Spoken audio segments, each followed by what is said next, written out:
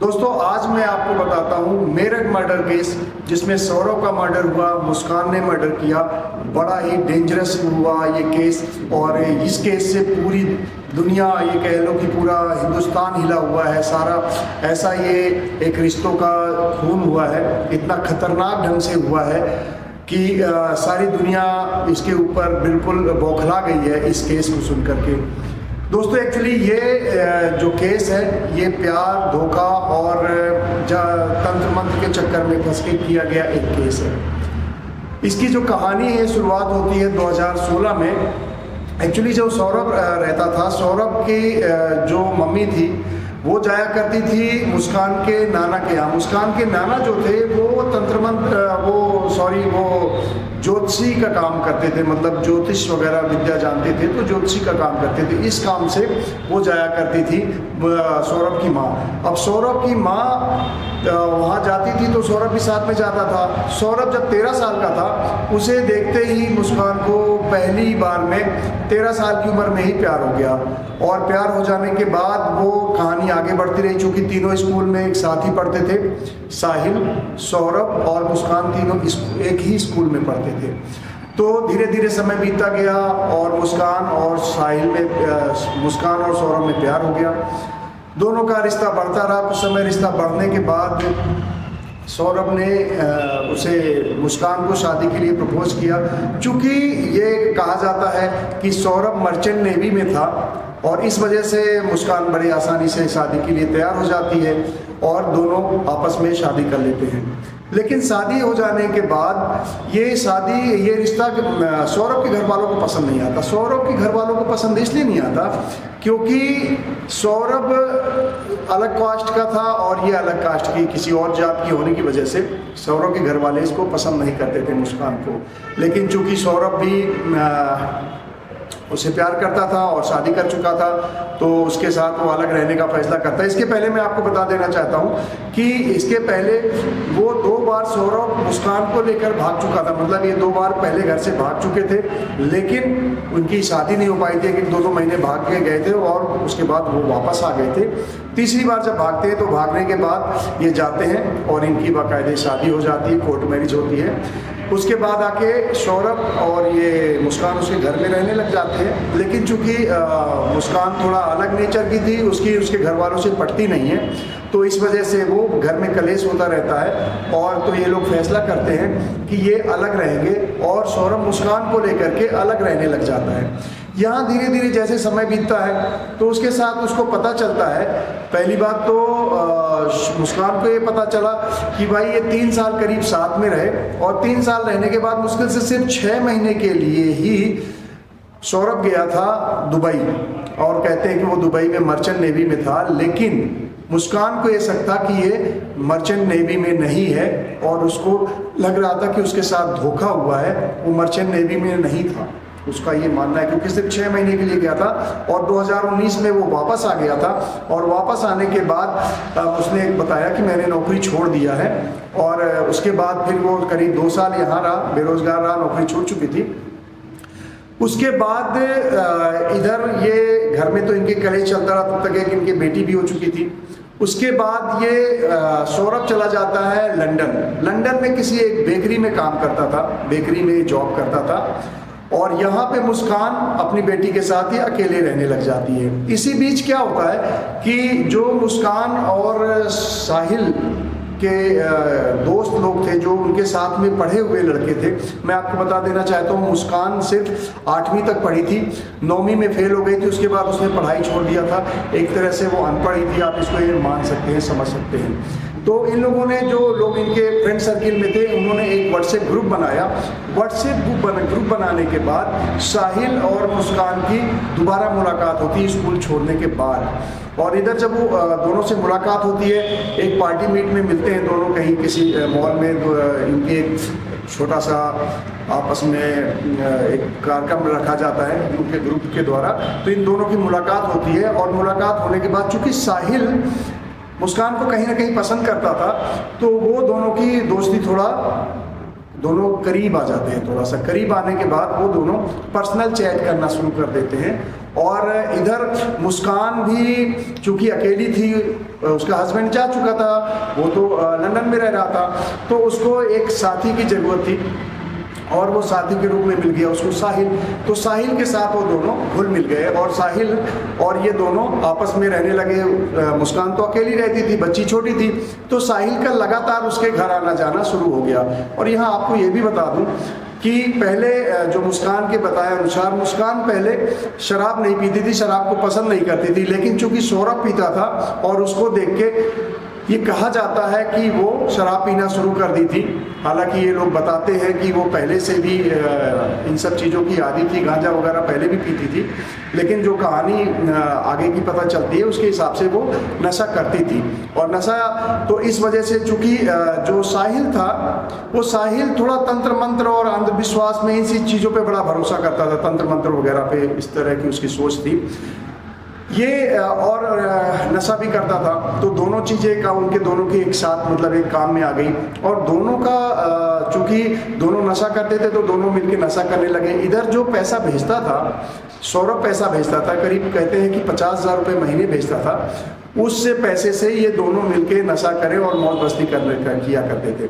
इधर चूंकि जो मुस्कान थी, मुस्कान के दिमाग में अब ये एक फितूल चलने लगा कि उसको किसी न किसी तरह से सौरभ से अलग होना है, क्योंकि वो चाहती थी कि उसकी आज़ादी बनी रहे और साथ में जो ड्रग्स वगैरह लेती है उसका बिल्कुल वो मतलब एक तरह से बिंदास रहना चाहती थी बिना किसी बंधन के। तो साहिल उसका बराबर से साथ दे रहा था और इसके साथ में डेवलपमेंट ये हो रही थी कि भाई अब सौरभ को वो साहिल को वो कन्विंस करने लग गई कि भाई इसको हम सौरभ को ठिकाने लगाने के लिए हम इसको किसी न किसी तरह साहिल को कन्विंस करें। तो उसने एक चाल चला, मुस्कान ने एक स्नैपचैट पे एक फर्जी ईमेल आईडी बनाई जो उसके माँ के नाम की थी, साहिल के माँ के नाम की, और वो साहिल से चैट करने लगी उसकी माँ बनके। और उस चैट में लिखा करती थी कि तुम दोनों मिल लोगे तो ज़्यादा सुखी रहोगे, मुस्कान के हाथों यदि सौरभ का खून हो जाएगा, वो कत्ल हो जाएगा, तो तुम लोग की लाइफ बहुत सुखी हो जाएगी और तुम दोनों एक दूसरे के लिए बने हो। तो उसके मन में जो वो इमेजिन करती थी वही चीज़ें वो चैट करती थी। अब चूँकि ये भाई साहिल जो था ये नशेड़ी भी था और तांत्रिक तंत्र मंत्र पे विश्वास करता था, अंध जो ये मतलब क्या कहते हैं, आप इसको कह सकते हैं कि जो ये तंत्र मंत्र की अंध विद्या होती है उसके ऊपर ये भरोसा करता था। तो उसने मुस्कान की बात को बराबर भरोसा किया और वो चैट पे बराबर रिप्लाई करता था। उसका अकल ये भी नहीं काम आई कि यार कोई मरा हुआ आदमी कैसे चैट कर सकता है, लेकिन वो मुस्कान के साथ चैट कर रहा था और धीरे धीरे वो फंसता जा रहा था। और मुस्कान तो यही चाहती थी कि उसको भाई एक साथी मिल जाए ऐसा जो इसके साथ मिल करके वो सौरभ का खात्मा कर सके, निपटारा कर सके। तो धीरे धीरे अब उसको वो कन्विंस करते करते उसने साहिल को कन्विंस कर लिया कि हम दोनों एक दूसरे के लिए ही बने हैं, लेकिन हम दोनों साथ तभी रह सकते हैं और सुखी तभी रह सकते हैं जब सौरभ को रास्ते से हटा दिया जाए और सौरभ का खात्मा होगा वो मुस्कान के हाथों होगा। वो ऐसा करके उसने चैट किया था। तो ये दोनों चूंकि बात पे अब धीरे धीरे खुलते चले गए और दोनों आपस में घुल मिल गए। अब इधर इन लोगों ने प्लान बनाया, तो प्लान के हिसाब से सौरभ को आना था, 22 तारीख को आना था, 22 फरवरी को वो वहाँ से उसको वापस आना था। और वापस आने का रीज़न ये था कि उसको पहली बात तो अपना पासपोर्ट का रिन्यूअल कराना था, दूसरी बात 25 फरवरी को मुस्कान का बर्थडे था, वो मुस्कान का बर्थडे भी सेलिब्रेट करना चाहता था। इसके लिए वो लंदन से आता है और यहाँ पे 25 तारीख का उसका बर्थडे था। तो मुस्कान पहले 25 तारीख को साहिल के साथ मिलकर प्लान बनाती है कि बर्थडे के दिन हम लोग इसका शराब में इसको नशे की गोली वगैरह मिला देंगे और बेहोश करके इसका फिर निपटारा कर देंगे। लेकिन मुस्कान का प्लान उस दिन फेल हो जाता है। मुस्कान का प्लान इसलिए फेल हो जाता है कि साहिल ने उस दिन शराब ही नहीं पिया, तो उसका मुस्कान का प्लान फेल हो गया। अब ये भाई अगला वो लोग एक बीच में एक अटेम्प्ट और छोटा सा करते हैं, लेकिन उसमें भी इनको सफलता नहीं मिली। ऐसे करते करते 3 मार्च को 3 मार्च का प्रोग्राम बनता है। 3 मार्च को ये मुस्कान तय करती है कि अब हम सौरभ को और नहीं झेलेंगे। और वजह ये जो थी, मेन ये था कि यदि सौरभ, जब से उसको ये पता चला था मुस्कान को कि सौरभ आ रहा है, तो 2 चीज़ें हो जाएंगी। पहली बात, उसका साहिल से मिलना बंद हो जाएगा, और दूसरी बात, जो ये नशा करती है, चूंकि आज़ाद ख्याल लड़की थी, इसकी आपने वीडियो देखी होगी, बड़ी गंदी गंदी वीडियो आई है, तो ये आज़ाद ख्याल लड़की थी, तो इसको लगता था कि इसकी आज़ादी पे किसी तरह का कोई बंदिश नहीं होना चाहिए। तो ये इससे काफ़ी डरी हुई थी, इसलिए इसने 3 मार्च को सोचा कि अब हम इसका निपटारा कर देते हैं। चूंकि ये अपने घर परिवार के टच में रहता नहीं है, रहता लंदन में है, मार के इसको कहीं दफना देंगे और मतलब ठिकाने लगा देंगे, और लोग यदि पूछेंगे तो बता देंगे कि ये वापस लंदन चला गया, तो कोई किसी को शक भी नहीं होगा, घर वाले इसको कोई ज़्यादा मतलब रखते नहीं है, तो बात नहीं खुलेगी और हम लोग दोनों मौज से रहेंगे। ये थी मुस्कान की प्लानिंग। तो 3 तारीख को जब वो आता है, सौरभ अपने घर से कोफ्ता लेके आता है, कोफ्ता उसे पसंद था, तो माँ के घर से अपने कोफ्ता लेके आता है एक दोस्त के साथ, और उसी कोफ्ते में मुस्कान मिला देती है नशे की गोली, और मिला के उसको खिला देती है। 12 साढ़े 12 बजे करीब सौरभ सो जाता है। जैसे ही वो सोता है, 12:30 बजे फ़ोन करती है मुस्कान साहिल के पास, और उसको बताती है कि सौरभ सो चुका है और आ जाओ, आज हम इसका निपटारा कर देंगे। साहिल वहाँ से आ जाता है, 1 बजे करीब साहिल आ जाता है। आने के बाद फिर ये दोनों मिल करके उसके ऊपर चाकुओं से हमला करते हैं, उसके सीने में 3 चाकू का वार करते हैं, जिससे उसकी मौत हो जाती है। मर्डर करने के पहले मैं आपको बता दूं कि वो कूलर चला देते हैं ताकि आवाज़ बाहर न जाए, यदि कोई थोड़ा बहुत शोर शराबा होगी तो आवाज़ बाहर न जाए, और वो अंदर ही उसका मर्डर कर देते हैं। मर्डर कर देने के बाद वो दोनों डेड बॉडी को उठा के ले जाते हैं बाथरूम में, और वहाँ पे ले जाके उसका गला काटते हैं और हाथ के दोनों पंजे काट लेते हैं, और काटने के बाद एक बैग में रखते हैं, बैग में रख के ले करके वो बॉडी को वहीं पे छोड़ देते हैं। उसी कमरे में मुस्कान जा रहती है, और साहिल के कमरे में दोनों चले जाते हैं।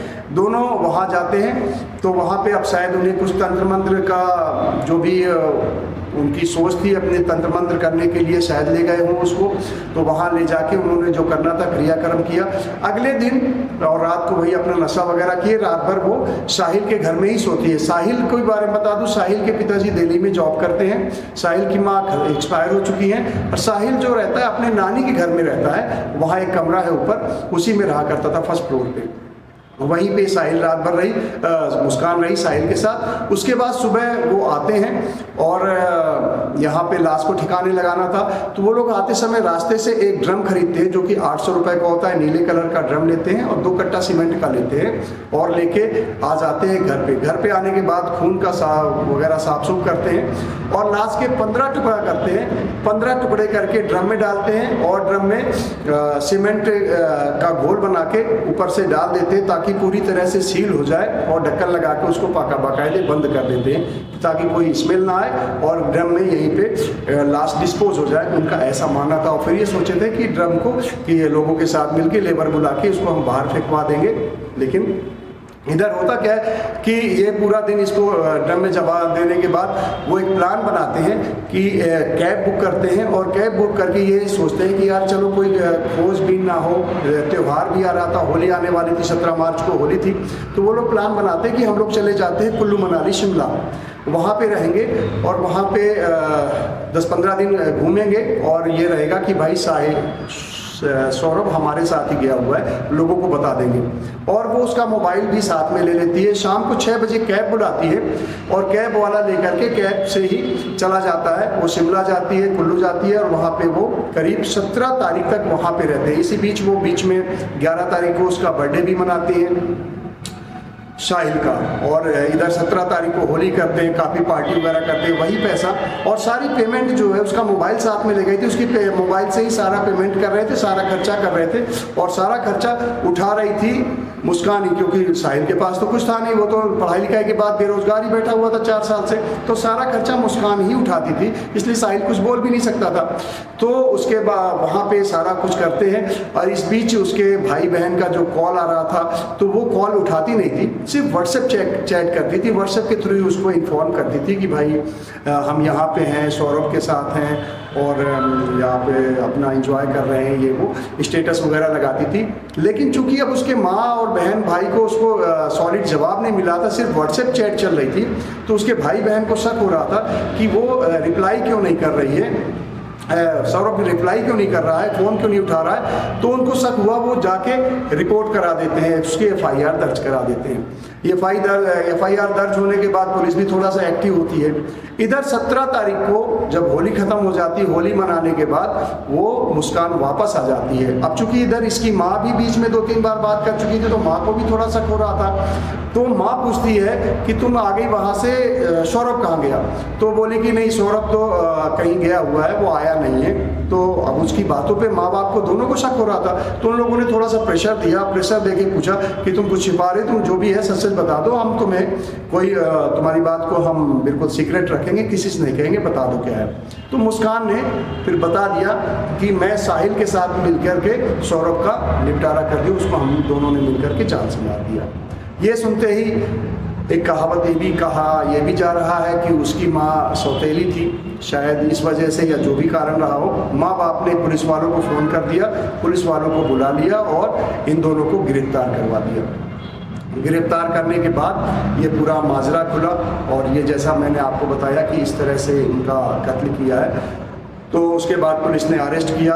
आने के बाद इनका ड्रम को रिकवर किया, ड्रम को काट के लाश निकाला, डेड बॉडी निकाली और वो मतलब डेड बॉडी निकाल के ले जाकर उसका पोस्टमार्टम वगैरह कराया और दोनों को जेल भेज दिया। जेल पहुंचने के बाद भी इन्हें थोड़ा सा नशा वगैरह की इतनी ज़्यादा आदत थी कि जेल में भी ये नशे की डिमांड कर रहे थे, मॉर्फिन का इंजेक्शन मांग रहे थे। और चूँकि ये रेगुलर ड्रग एडिक्ट थे, तो वहाँ पे अभी एंटी ड्रग का डोज वगैरह भी दिया जा रहा है, उनका इलाज चल रहा है और ताकि वो जेल में रहने के आदी हो जाए। चूँकि उनका जो हक बनता है वो तो पुलिस प्रशासन जो है वो तो करता ही है। ऊपर से मुस्कान और साहिल ने, चूँकि इनके पास पैसा भी नहीं है, सारा पैसा तो इन्होंने खर्च कर दिया, तो इन्होंने डिमांड किया कि लॉयर चाहिए उन्हें। और हाई कोर्ट में जज में उसने जेलर ने लिखा है कोर्ट को ताकि उनको वकील प्रोवाइड कराया जाए। तो अब ये इनके ऊपर, दोनों के ऊपर केस चल रहा है, दोनों जेल में हैं। उसकी माँ अभी जो बेटी है अभी अपने नानी के यहाँ रह रही है।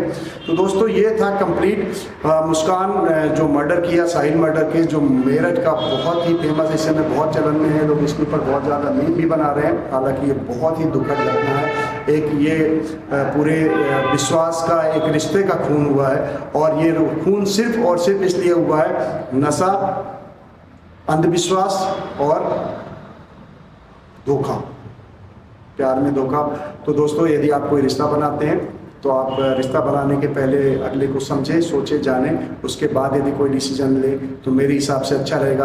क्योंकि जो मेरा मानना है, मेरे हिसाब से साहिल की उम्र, सौरभ की उम्र मैच्योर नहीं थी। वो कम उम्र में 13 साल में कहते हैं लब कर लिया, 18-19 साल में उसने शादी कर लिया। शायद ही उसका इनमैच्योर डिसीजन था, वो मुस्कान को सही ढंग से रीड नहीं कर पाया। यदि वो सही ढंग से सोच समझ के डिसीजन लेता तो शायद आज सौरभ जिंदा होता। ठीक है दोस्तों, यह कहानी आपको कैसी लगी कमेंट में जरूर बताइएगा। यदि वीडियो पसंद आती है तो वीडियो को लाइक करिएगा, चैनल को सब्सक्राइब करिएगा। फिर मिलेंगे दोस्तों, राधे राधे।